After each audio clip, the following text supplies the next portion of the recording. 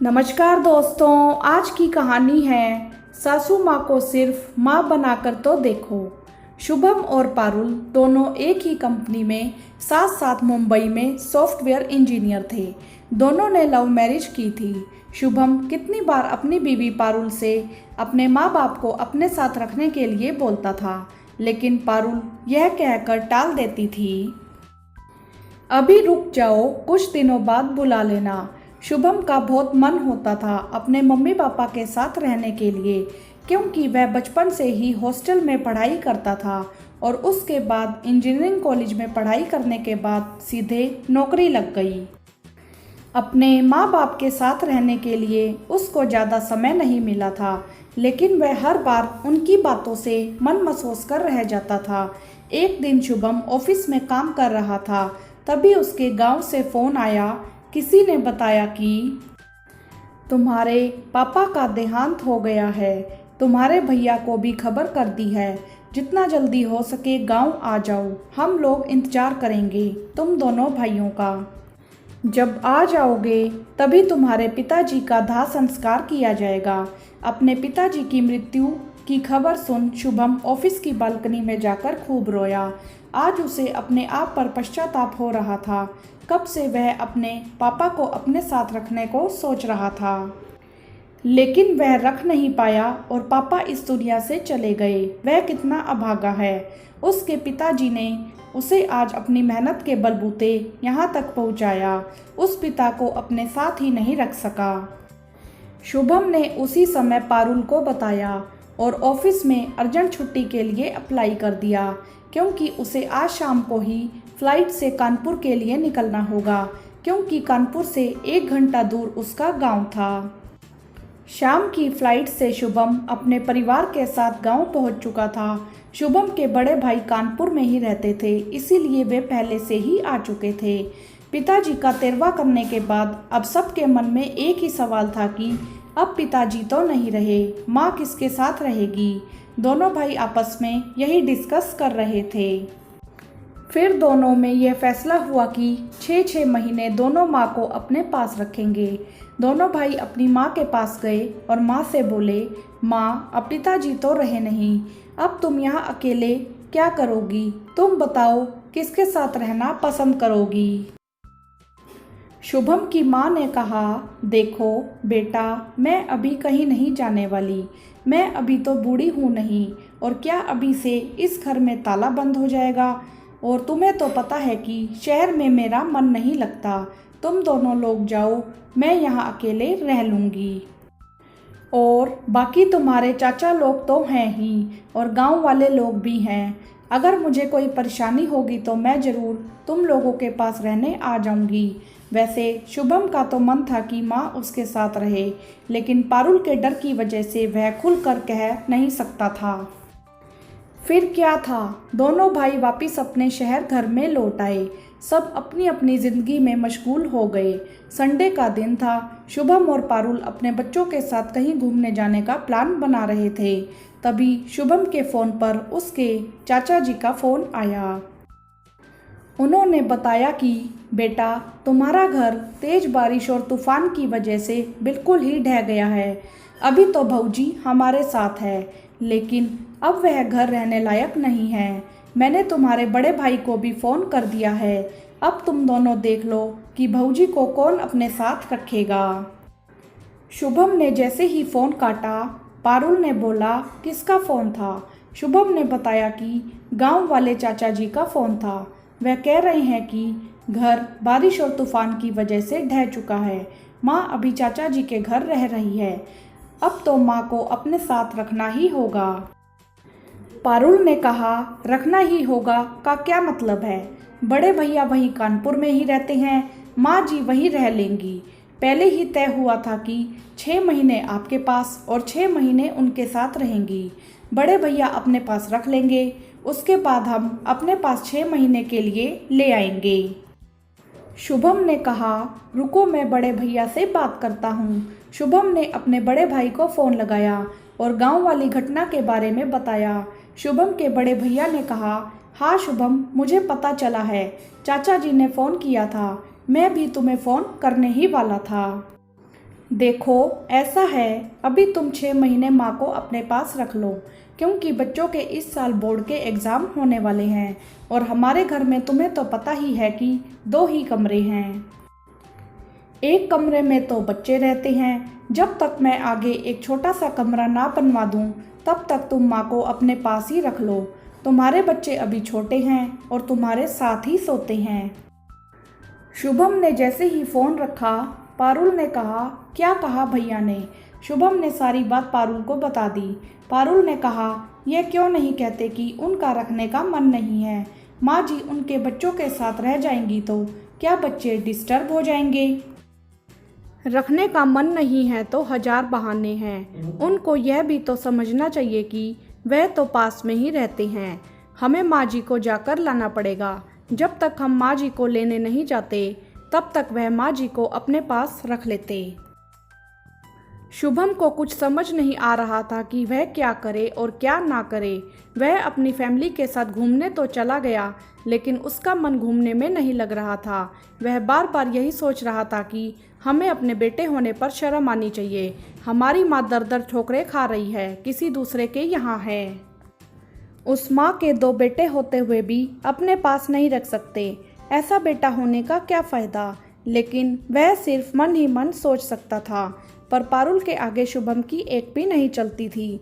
शुभम की इतनी हिम्मत नहीं थी कि वह पारुल को कह सके कि अपनी माँ को वह अपने साथ रखेगा। लेकिन इस बार शुभम को ना जाने कहाँ से हिम्मत आ गई और उसने कहा, पारुल मैं कल ही चला जाता हूँ गाँव और माँ को लेकर आता हूँ। गांव वाले क्या सोचेंगे कि 2 बेटे इतनी अच्छी नौकरी करते हैं, फिर भी उनकी माँ ऐसे दर दर भटक रही है। पारुल ने कहा, देखो शुभम, तुम्हें तो पता है कि अगले सप्ताह मेरे मम्मी पापा आने वाले हैं। अब अगर मम्मी पापा यहाँ आ जाएंगे तो बोलो कहाँ रहेंगे। जब मेरे मम्मी पापा यहाँ से चले जाएंगे तब तुम अपनी मम्मी को यहाँ बुला लेना। तब तक भैया को कह दो वह अपने पास रख लें या गांव में चाचा जी के पास ही कुछ दिन रहने दो। शुभम की पारुल के आगे एक भी नहीं चलती थी। वह अपने आप को बिल्कुल लाचार और बेबस महसूस कर रहा था। शाम को शुभम के ससुर जी का फ़ोन आया कि शुभम बेटा, तुम्हारी सासू माँ सीढ़ियों से फिसल कर गिर गई है और उन्हें काफ़ी चोट आई है, इसीलिए अब हम लोग फिर कभी आएंगे। शुभम ने सोचा, चलो अच्छा ही हुआ, अब माँ को अपने पास बुला सकता हूँ। शुभम ने जैसे ही पारुल को यह सब बताया, पारुल ने सबसे पहले अपनी माँ को फ़ोन करके हाल चाल पूछा और शुभम को बोला, अभी रुको तुम्हें बताती हूँ। अगले दिन नौकरानी ने अगले सप्ताह से छुट्टी पर जाने के लिए कहा। उसने बोला कि वह गांव जा रही है, 1 महीने बाद वापस आएगी। पारुल के यह सुनकर तोते ही उड़ गए। 1 महीने कैसे वह घर को संभालेगी? ऊपर से नौकरी भी जाना होता है और पूरा दिन बच्चों की देखभाल कौन करेगा? नौकरानी पूरा ही दिन घर में रहती थी, जब तक यह लोग शाम को घर वापस नहीं आ जाते थे। पारुल को जब कुछ रास्ता दिखाई नहीं दिया तो उसने शुभम से कहा, ऐसा करते हैं शुभम, माँ को हम लोग अपने पास बुला लेते हैं, क्योंकि नौकरानी भी 1 महीने के लिए छुट्टी पर जाने वाली है। फिर बच्चों की देखभाल के लिए घर में कोई नहीं है। माँ रहेगी तो कम से कम बच्चों की देखभाल तो करेगी। शुभम ने कहा, क्या मतलब है तुम्हारा? माँ यहाँ नौकरानी की तरह रहेगी? पारुल ने कहा, कैसी बातें करते हो शुभम? मैं यह तो नहीं कह रही हूँ कि माँ नौकरानी की तरह रहेगी। कम से कम बच्चों की देखभाल तो कर सकती हैं। एक साथ ही नाश्ता और लंच बनाकर मैं ऑफिस चली जाऊँगी। माँ जी दोपहर में बच्चों को खाना खिला दिया करेंगी और शाम को जब मैं ऑफिस से आऊँगी तो खाना बना दिया करूँगी। इसमें नौकरानी वाली क्या बात है? अगर माँ जी घर पर रहेंगी तो मैं भी आराम से नौकरी पर जा सकूँगी, नहीं तो बच्चों को घर में ताला बंद करके जाना पड़ेगा और उनकी टेंशन अलग से लगी रहेगी। शुभम ने अपने चाचा के लड़के को फ़ोन पर कहा कि मैं तुम्हारे ट्रेन के टिकट रिजर्वेशन करा देता हूँ, तुम माँ को मुंबई छोड़ जाओ, फिर मैं इधर से तुम्हारे जाने की टिकट भी बनवा दूंगा। शुभम के चाचा के लड़के ने शुभम की माँ को मुंबई पहुँचा दिया। शुभम की माँ भी बच्चों के साथ धीरे धीरे घुल मिल गई। कौन दादी नहीं चाहती कि वह अपने पोते पोतियों के साथ खेले, और वह तो बहुत पहले से ही चाहती थी। शुभम अपनी माँ को अम्मा कहता था, इसीलिए शुभम के बच्चे भी शुभम की माँ को अम्मा कहने लगे। धीरे धीरे शुभम की माँ ने पूरे घर को अच्छे से संभाल लिया था। अगले महीने जब नौकरानी आई तो शुभम की माँ ने कहा, बहू, नौकरानी की क्या ज़रूरत है, इतना घर में काम तो होता नहीं है। जब मैं पहले नहीं थी तो चलो बच्चों की देखभाल के लिए नौकरानी ज़रूरी थी, लेकिन अब तो मैं आ गई हूँ। पारुल ने कहा, नहीं माँ जी, कोई बात नहीं, नौकरानी अब पूरे दिन नहीं रहेगी, सुबह शाम घर का काम तो कम से कम कर दिया करेगी। मैं भी ऑफिस से आकर थक जाती हूँ। उसकी सास ने कहा, हाँ यह ठीक रहेगा, सुबह शाम सिर्फ आ जाएगी। जब से उनकी सास यहाँ पर आई है तब से पारुल बेफिक्र होकर अपनी नौकरी करने लगी है। अब उनको अपने बच्चों की चिंता नहीं होती थी। पहले तो सोचते थे कि 6 महीने बाद भैया के घर भेज देंगे, लेकिन कब 1 साल बीत गया इन्हें पता ही नहीं चला। शुभम के भैया का शुभम के पास फ़ोन आता है कि आप चाहो तो माँ को मेरे पास भेज सकते हो। शुभम बोला, भैया अभी रहने दो, माँ यहाँ पर सही है, उनका मन भी लग रहा है। अब आपके पास रहे या मेरे पास एक ही बात है। अब तो सुबह सुबह शुभम की माँ दोनों बच्चों को उठाती, तैयार करती और स्कूल बस तक छोड़ने भी जाती थी। बिल्कुल अच्छे से नौकरानी से सारे घर का काम करवाती थी। रसोई का तो वह खास करके ध्यान रखती थी और दोपहर को बच्चों के स्कूल आने से पहले ही रोज नए नए अच्छे स्वादिष्ट पौष्टिक व्यंजन तैयार कर देती थी। अब तो पारुल भी हैरान हो गई थी कि उसके बच्चे दिन भर चिप्स और पिज़्ज़ा बर्गर के अलावा कुछ खाते ही नहीं थे, लेकिन जब से उसकी सास आई वह घर के बनाए हुए व्यंजन खुशी खुशी से खाने लगे थे। शुभम के बच्चे अपनी दादी माँ से जुड़ गए थे। अब वे उन्हें प्यार करने लगे थे। उनका टीवी देखने में मन नहीं लगता था। वह तो अपनी दादी माँ से रोज राजा रानी की कहानियाँ सुनते थे। अब अपने टाइम से खाना पीना खा लेते थे और होमवर्क भी टाइम से निपटाकर अपनी दादी माँ के साथ सो जाते थे। दादी माँ अपनी प्रेरक कहानियों द्वारा बच्चों का मानसिक विकास कर रही थी और उनमें अच्छे संस्कार भी भर रही थी। जो बच्चे दिन भर टीवी देखने और मोबाइल में गेम खेलने में बिजी रहते थे, अब अपनी दादी माँ के साथ शाम को पार्क भी खेलने जाने लगे थे।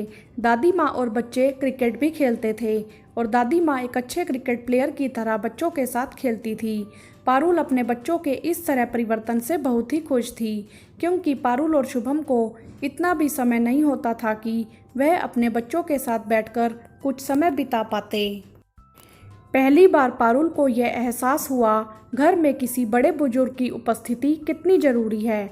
दादी का प्यार उनके बच्चों पर कितना सकारात्मक प्रभाव डाल रहा है। उनके बच्चे तो शुरू से ही इस सुख से वंचित रहे, क्योंकि जन्म भी मुंबई में ही हुआ था। कभी कभार गांव में जाने का मौका मिलता था। गर्मी की छुट्टियों में भी अपनी दादी जी के घर जाने की बजाय वह कहीं घूमने चले जाते थे। आज शुभम और पारुल की शादी की सालगिरह थी। सभी ने सोचा था कि शाम को ऑफिस से आने के बाद घर वाले मिलकर किसी रेस्टोरेंट में जाकर पार्टी करेंगे। लेकिन शाम को जब पारुल और शुभम घर में आए तो देखा कि घर को बच्चों और दादी ने मिलकर गुब्बारों और झालरों से सजा दिया था। पारुल की सास ने पारुल और शुभम का मनपसंद खाना और केक बनाया हुआ था। सरप्राइज़ मैरिज एनिवर्सरी के लिए बच्चों के उत्साह और शुभम के माँ के प्यार को देखकर पारुल की आंखों में आंसू आ गए। पारुल और शुभम ने सबसे पहले अपनी माँ के पैर छुए और बच्चे अपने मम्मी पापा के गले आकर लग गए। बच्चों ने सिर्फ इतना ही कहा, मम्मी पापा, आपको ये हमारा और दादी का सरप्राइज़ कैसा लगा? बहुत अच्छा, इतना अच्छा। कोई रेस्टोरेंट में भी जाते तो इतनी खुशी नहीं मिलती जितनी खुशी तुम लोगों के इस सरप्राइज से मिली है। पारुल की आंखों में आज पहली बार अपनी सासू माँ के लिए माँ जैसा प्यार छलक रहा था। वह तो अपनी सासू माँ से लिपटकर ऐसे रो रही थी जैसे कल ही उसको छोड़कर चली जाएगी। पारुल की सासू माँ ने अपना हाथ पारुल को पकड़ाते हुए कहा, चलो तुम चुप हो जाओ और चलो चल कर केक काटते हैं। पारुल ने शुभम से उसी समय कहा, मम्मी कहीं नहीं जाएंगी, मम्मी पूरी ज़िंदगी हमारे साथ ही रहेगी। अगर इनका मन किया तो भैया के पास जाएं और वापस आ जाएं, हम इनको कहीं नहीं भेजेंगे। आज से ये मेरी सासू माँ से माँ बन गई हैं। लव यू माँ। हाँ तो दोस्तों, कहानी आपको कैसी लगी आप हमें कमेंट्स करके ज़रूर बताएं। इस कहानी को ज़्यादा से ज़्यादा शेयर करें ताकि हर सासू माँ और बहू में ऐसा ही रिलेशनशिप बन सके और हर बहू अपनी सास को कह सके लव यू माँ। वीडियो को लाइक करें, शेयर करें और चैनल को सब्सक्राइब भी करें। धन्यवाद।